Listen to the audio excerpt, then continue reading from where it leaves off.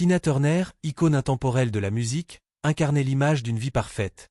Une carrière légendaire s'étendant sur plus de 5 décennies, couronnée de 8 Grammy Awards, un mariage heureux avec Ervin Bach dans ses dernières années, et une légion de fans dévoués à travers le globe. Pourtant, derrière cette façade de succès et de glamour, Tina Turner dissimulait un passé marqué par des traumatismes profonds, des luttes incessantes et une résilience hors du commun. Près d'un an après son décès, le 24 mai 2023, son mari, Ervin Bach, brise enfin le silence pour révéler les combats intimes de Tina dans ces dernières années, offrant des confessions qui bouleversent et inspirent à la fois. L'histoire de Tina Turner, née Anna Mae Bullock, est bien plus complexe et poignante que ce que beaucoup imaginaient. De ses débuts modestes dans le Tennessee rural à son ascension fulgurante en tant que reine du rock'n'roll, en passant par des moments de désespoir, de violence et de triomphe, son parcours est un témoignage vibrant de courage, de détermination et d'espoir. Dans cet épisode spécial de Hollywood Inside, nous retraçons la vie tumultueuse de Tina Turner, explorant les épreuves qui l'ont façonnée, les victoires qu'elle a arrachées, et l'héritage indélébile qu'elle laisse derrière elle. Avant de plonger dans cette saga captivante, n'oubliez pas de liker, de vous abonner et d'activer la cloche pour ne rien manquer de nos prochaines vidéos. Préparez-vous à découvrir une vie aussi bouleversante qu'inspirante. Anna Mae Bullock, qui deviendra Tina Turner, née le 26 novembre 1939 à Nutbush, Tennessee, un petit hameau rural où la vie est rythmée par le travail agricole. Ses parents, Elma et Floyd Bullock, sont métayers, et la jeune Anna passe ses premières années à cueillir du coton sous un soleil écrasant, apprenant dès son plus jeune âge la rigueur du labeur dans un contexte de pauvreté et de ségrégation raciale. Nutbush, avec ses champs à perte de vue et ses communautés soudées mais marquées par les inégalités, offre un cadre austère pour une enfant rêveuse. La musique gospel, omniprésente dans les églises baptistes locales, plante les premières graines de son amour pour le chant, bien que son avenir dans la musique semble alors inimaginable. Lorsque la Seconde Guerre mondiale éclate, les parents de Tina saisissent une opportunité économique en acceptant des emplois dans une usine de défense à Knoxville, Tennessee. Ce choix, motivé par la nécessité, a des conséquences dévastatrices pour la jeune Anna. Ses parents décident de laisser Tina et ses deux sœurs, Aline et Evelyn, derrière, les confiant à leurs grands-parents paternels, des figures religieuses strictes dont la discipline rigide contraste avec la chaleur d'un foyer familial. Cette séparation prive Tina de l'affection parentale et de la compagnie de ses sœurs pendant plusieurs années, semant les graines d'un sentiment d'isolement qui la poursuivra longtemps. Je me sentais seule, même entourée de gens, confiera-t-elle plus tard, décrivant l'impact de ces années formatrices. La réunification familiale à la fin de la guerre en Europe est de courte durée. À l'âge de 11 ans, Tina subit un traumatisme déchirant lorsque sa mère, Elma, fut une relation abusive avec son père et abandonne la famille sans prévenir, s'installant à Saint-Louis. Cet abandon brutal laisse Tina avec un sentiment profond d'être non désirée, une blessure qu'elle portera toute sa vie. Ma mère est partie sans un mot, et je me suis sentie comme si je n'avais aucune valeur, a-t-elle écrit dans ses mémoires, My Love Story. 2 ans plus tard, son père, Floyd, se remarie et déménage à Détroit avec sa nouvelle épouse, laissant à nouveau Tina et ses sœurs derrière. Elles sont envoyées vivre chez leur autre grand-mère à Brownsville, Tennessee, une femme aimante mais stricte, qui impose une routine centrée sur la religion et le travail. Ces expériences répétées d'abandon façonnent une jeune fille farouchement indépendante, déterminée à trouver sa place dans un monde qui semble constamment la rejeter. À l'adolescence, Tina travaille comme femme de ménage pour une famille aisée à Brownsville, un emploi humble qui contraste avec les rêves qu'elle commence à nourrir. À 16 ans, la mort de sa grand-mère marque un nouveau tournant. Lors des funérailles, Tina retrouve sa mère, qui l'invite à rejoindre Saint-Louis avec sa sœur Aline. Sans autre famille ni tuteur, Tina accepte, bien que la relation avec sa mère reste tendue, marquée par des années de distance émotionnelle. Ce déménagement à Saint-Louis, une ville vibrante de musique et d'opportunités, ouvre la porte à une nouvelle phase de sa vie, où elle découvrira bientôt sa véritable vocation. À Saint-Louis, Tina, désormais lycéenne, s'immerge dans la scène musicale locale, fréquentant les boîtes de nuit avec sa sœur Aline.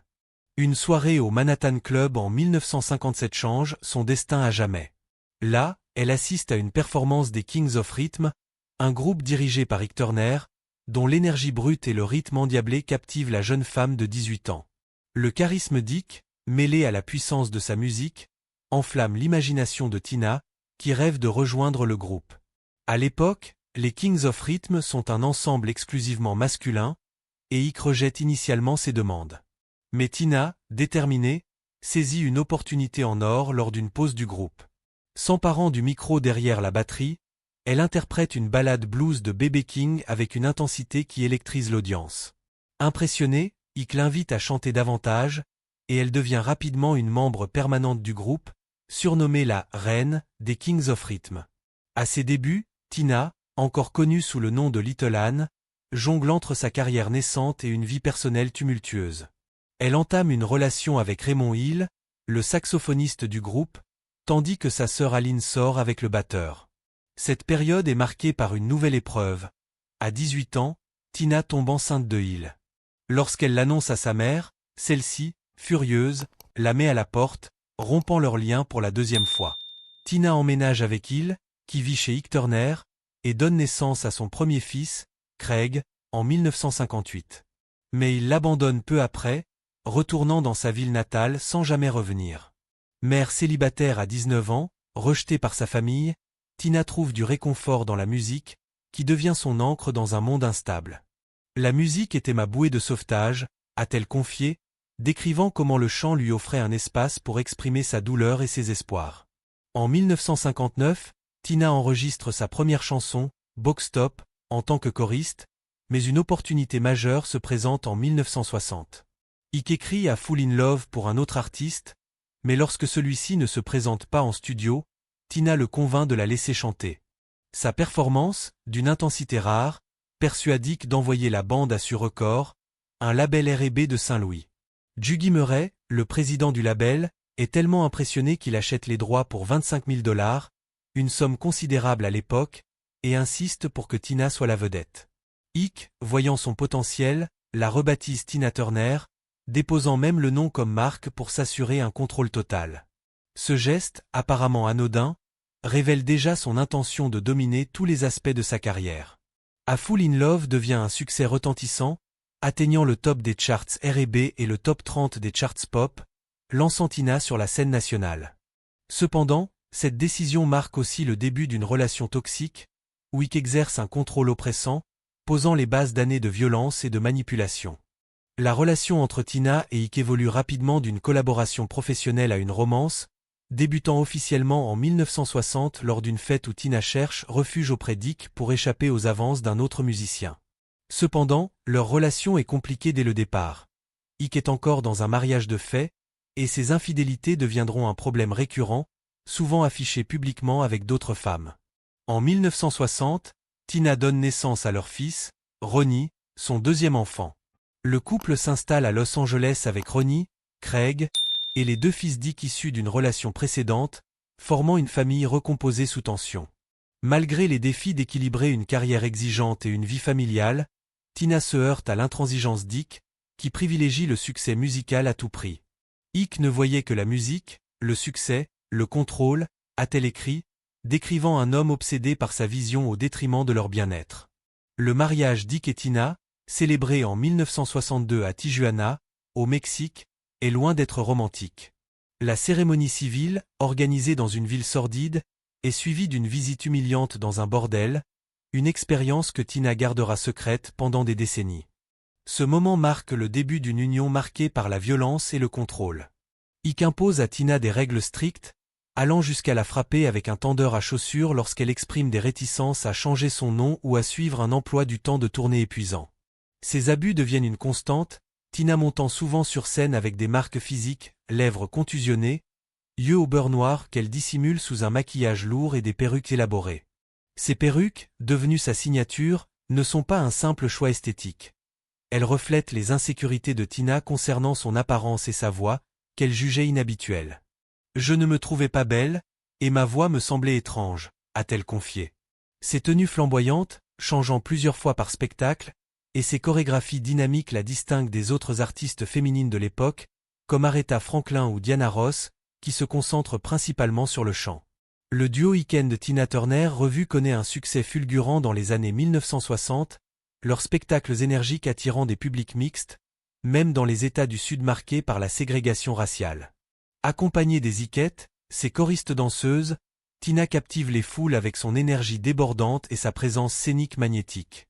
Leur reprise de Prue Marie de Creedence Clearwater Revival en 1971 devient un triomphe, atteignant la 4e place des charts et remportant un Grammy Award. Ce succès propulse Tina au rang de star mondiale, mais derrière les projecteurs, sa vie est un cauchemar.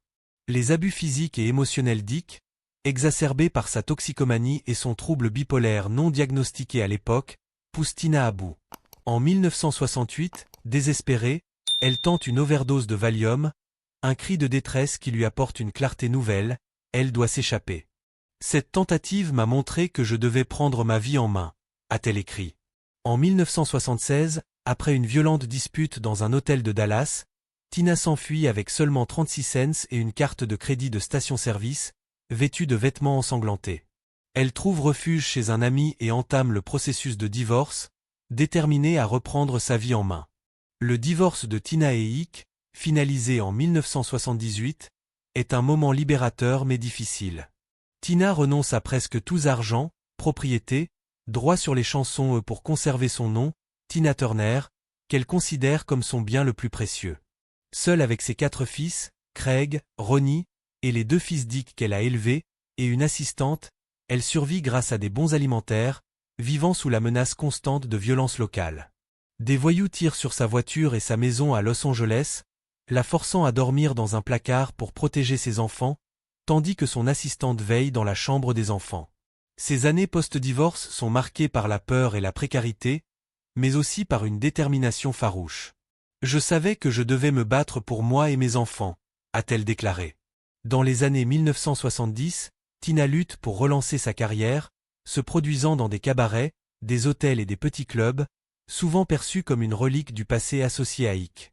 Les opportunités pour une femme noire de plus de 40 ans sont rares dans l'industrie musicale, et elle fait face à des batailles juridiques liées à des contrats annulés avec l'Ick & Tina Turner Revue.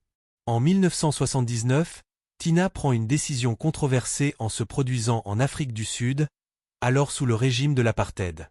Cette tournée, entreprise dans l'ignorance des implications politiques, lui vaut des critiques internationales.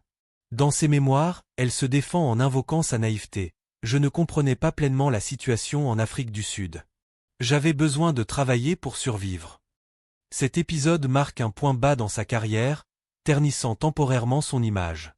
L'essor des clips vidéo dans les années 1980 offre une nouvelle opportunité.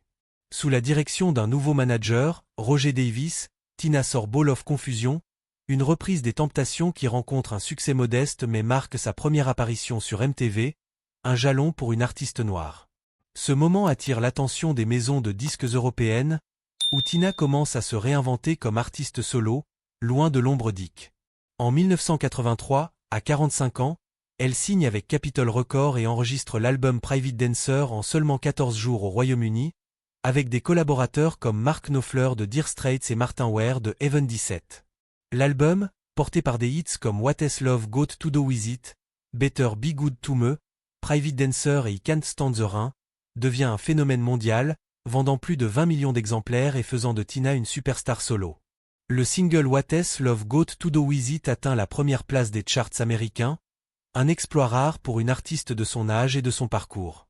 Sa performance au Live Aid de 1985, où elle partage la scène avec Mick Jagger des Rolling Stones, devient un moment iconique. Lors de leur duo, Jagger arrache théâtralement sa chemise et la jupe de Tina, la laissant en juste au corps noir, créant une image gravée dans les mémoires. Ce moment, bien que controversé, consolide son statut de déesse du rock, une femme qui transcende les genres et les attentes. Pourtant, Tina reste humble, se décrivant comme un « poney maladroit », loin de l'image glamour que le public lui attribue. « Je ne me suis jamais vue comme une star. Je suis juste une fille de nude-bouche qui travaille dur », a-t-elle souvent répété.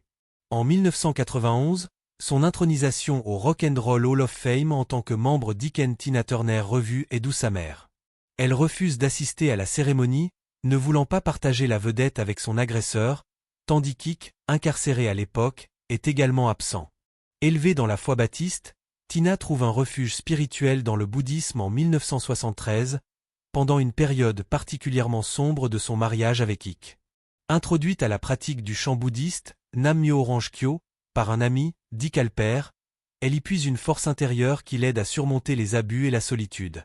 Le bouddhisme m'a donné la clarté pour voir au-delà de la douleur, a-t-elle expliqué. Tina consacre jusqu'à 4 heures par jour à cette pratique, trouvant une discipline qui guide ses décisions. Son engagement spirituel culmine en 2004, lorsqu'elle rencontre le 14e Dalai Lama, un honneur qui reflète son dévouement. Le bouddhisme devient un pilier de sa résilience, lui offrant un cadre pour affronter les défis et reconstruire sa vie après son divorce. Cette spiritualité l'accompagne dans ses moments les plus difficiles, y compris ses batailles contre la maladie dans ses dernières années. En 1986, Tina rencontre Erwin Bach, un cadre musical allemand, à l'aéroport de Heathrow à Londres. Leur connexion immédiate marque le début d'une relation qui durera plus de 3 décennies. Quand j'ai vu Erwin, j'ai su qu'il était différent. Il m'a regardé avec respect, a-t-elle écrit dans ses mémoires.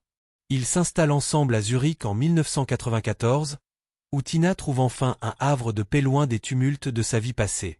En 2013, ils se marient dans une cérémonie somptueuse au bord du lac de Zurich, un moment de joie après des années de lutte.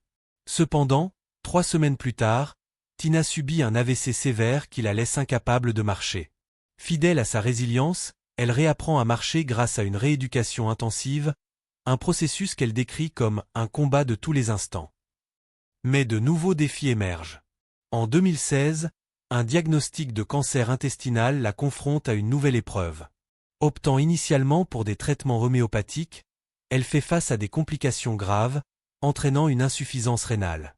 Désespérée, Tina envisage le suicide assisté en Suisse, où elle est citoyenne depuis 2013 après avoir renoncé à sa citoyenneté américaine pour adopter la nationalité suisse, motivée par son amour pour l'Europe et sa vie à Zurich.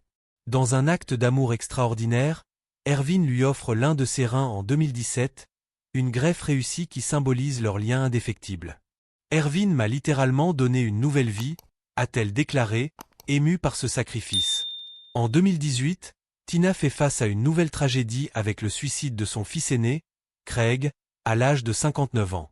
Craig, né de sa relation avec Raymond Hill, travaillait dans l'immobilier en Californie. Tina disperse ses cendres dans l'océan au large de la côte californienne, un moment de deuil qu'elle traverse avec dignité. Malgré ses pertes, elle trouve du réconfort dans sa vie paisible à Zurich, dans un manoir surplombant le lac.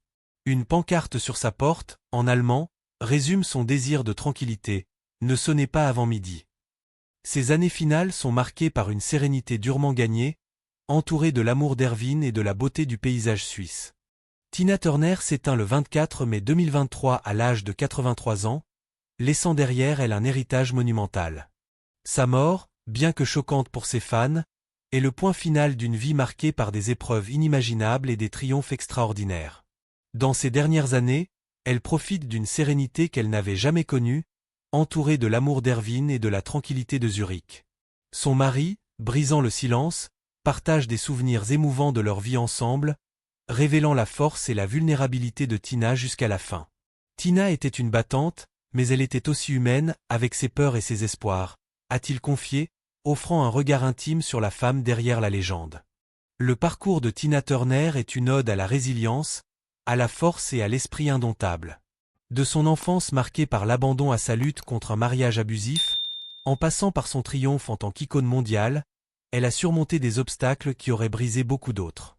Sa foi bouddhiste, adoptée en 1973, lui a offert un refuge spirituel, tandis que son amour avec Erwin Bach lui a apporté une stabilité qu'elle n'avait jamais connue.